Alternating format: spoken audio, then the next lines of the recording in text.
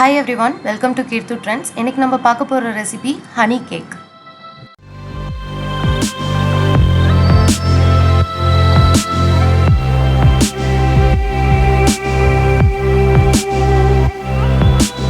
First cake bake பண்ண இட்லி பாத்திரத்துல 1 cup salt எடுத்து ஸ்ப்ரெட் பண்ணி விட்டுட்டு 15 minutes ப்ரீஹீட் பண்ணிக்கலாம். கேக் பேட்டர் ரெடி பண்ணிக்கலாம். அதுக்கு ஃபர்ஸ்ட் 1/4 கப் ரிஃபைன்ட் ஆயில் எடுத்துக்கோங்க. 1/2 கப் பால், காய்ச்சி ஆற வச்ச பால். விஸ்க் இல்லைன்னா ஸ்பூன் வச்சு 1 நிமிஷம் நல்லா கலந்து விட்டுக்கலாம்.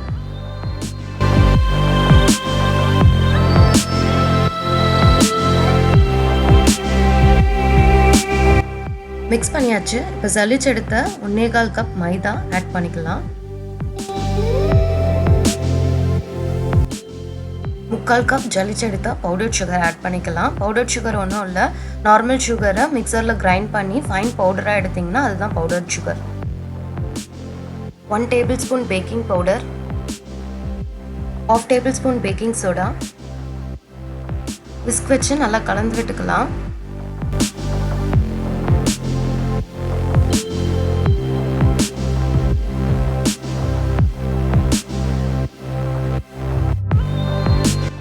அகைன் 1/2 கப் பால் ஆட் பண்ணி விஸ்க் வச்சு நல்லா மிக்ஸ் பண்ணிக்கலாம். மைதா பவுடர் சுகர் சலிச்சு சேர்த்ததால நமக்கு ஸ்மூத்தான கேக் பேட்டர் கிடைக்கும்.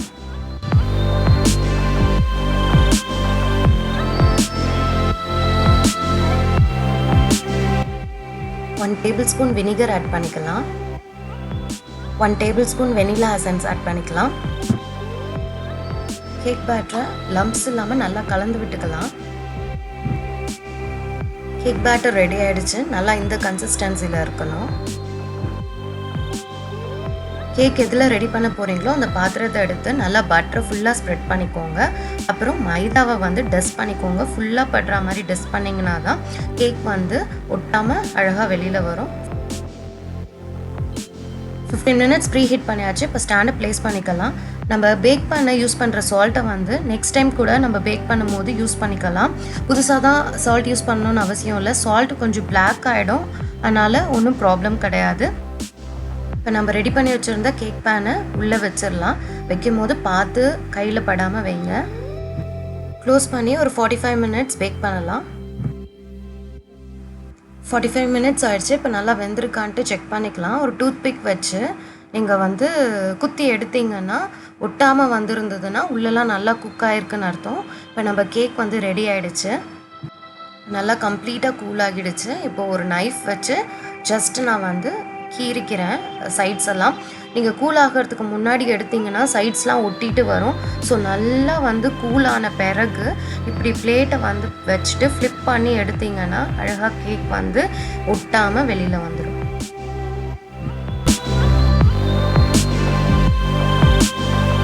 நெக்ஸ்ட் ஹனி சிரப் ரெடி பண்ணிடலாம். ஒரு பவுலில் நல்லா ஹாட் வாட்டர் 1 கிளாஸ் எடுத்துக்கோங்க.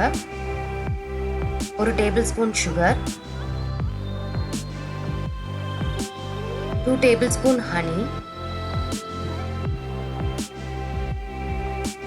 சுகர் கரையிற வரைக்கும் நல்லா கலந்து விட்டுக்கலாம்.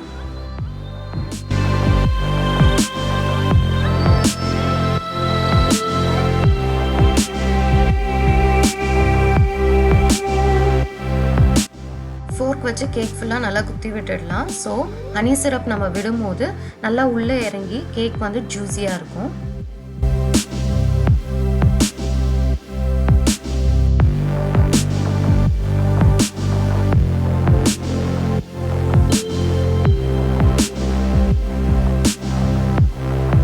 ரெடி பண்ணி வச்சுருந்தா ஹனி சிரப்பை ஒரு ஸ்பூனில் எடுத்து கேக் மேலே சேர்த்துக்கலாம். நீங்கள் எவ்வளோ ஹனி சிரப் ஆட் பண்ணுறீங்களோ அவ்வளோவும் கேக் அப்சர்வ் பண்ணிக்கும். அதே மாதிரி கேக்கும் நல்லா ஜூஸியாக இருக்கும். உங்களுக்கு ஸ்வீட்னஸ் கம்மியாக வேணும் அப்படின்னா கம்மியாக ஹனி சிரப் ஆட் பண்ணிக்கோங்க.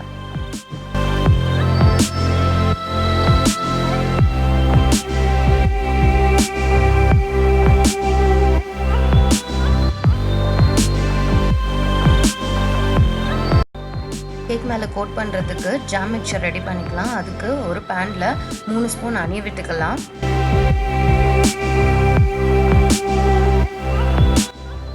1/4 cup mixed fruit jam add பண்ணிக்கலாம்.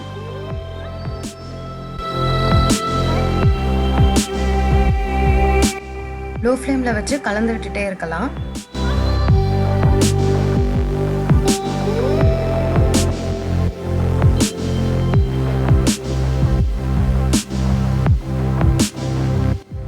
ஜாம் நல்லா மெல்ட் ஆகி இந்த கன்சிஸ்டன்சிக்கு வந்திருக்கணும்.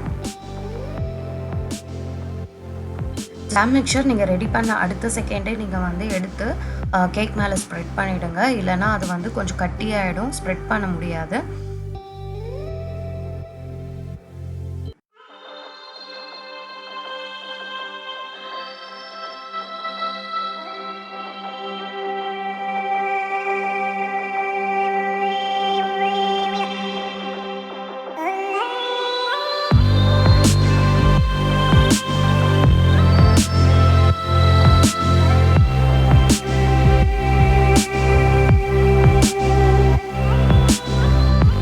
டெசிகேட்டட் கோகோனட் ஆட் பண்ணிக்கலாம். இது நமக்கு சூப்பர் மார்க்கெட்லேயும் கிடைக்கும். வீட்லேயுமே ரெடி பண்ணலாம். வேண்டிய அளவுக்கு தேங்காய் துண்டு எடுத்து நீங்கள் துருவி எடுத்துக்கலாம். அப்படி இல்லைன்னா மிக்சரில் தண்ணி விடாமல் நல்லா ஃபைனாக கிரைண்ட் பண்ணி எடுத்துக்கலாம். எடுத்துட்டு ஒரு பேனில் எண்ணெய் விடாமல் ரொம்ப லோ ஃப்ளேமில் வச்சு லைட்டாக வந்து ஃப்ரை பண்ணி எடுத்தீங்க அப்படின்னா அதுதான் டெசிகேட்டட் கோகோனட்.